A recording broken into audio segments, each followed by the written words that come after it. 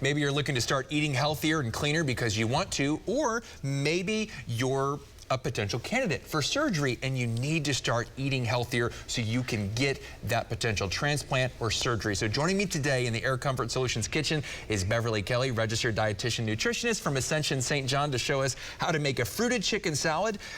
And you know, good morning, Beverly. Good morning. First of all, I wanted to talk about what you do on a daily basis before we get to the recipe.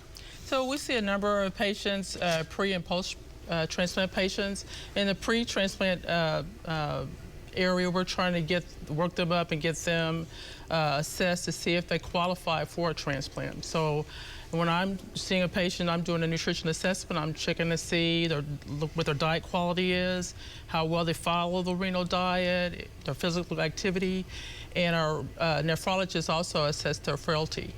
So with the renal surgery, the kidney transplant, for example, what are some of the things that we need to be looking at if we are a potential candidate for a kidney transplant? What are some of the things that you're looking at? So we want to make sure their blood sugar is under control, making sure their blood pressure is under control, their lipids.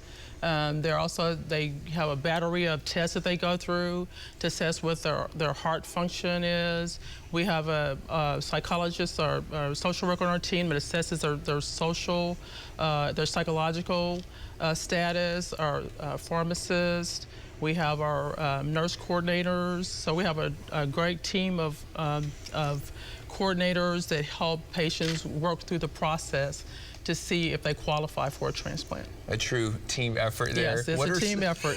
Well, and I was going to say, Beverly, what are some of the things that you tell folks if they say, hey, you know, I've been eating this way my whole life. I don't know if I can change my diet and become a viable candidate for this. So we really talk about what that entails. So if you're not eating healthy pre-transplant, it's going to affect your outcomes in a post-transplant status. So there's a risk factor for how well the kidney works post-transplant. It can also affect your lipids. It can also affect you, and if your blood pressure is not under control, that can affect things. And there's a risk factor for developing diabetes after transplant, even if you never had diabetes, because of the transplant medications that have to be taken, the anti-rejection drugs. Very good.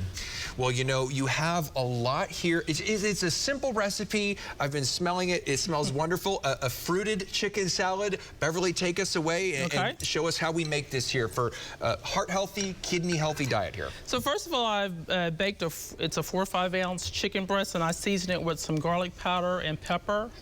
The next thing you want to add is 2 to 3 grapes and 2 to 3 green grapes, red and green grapes that you've cut in half.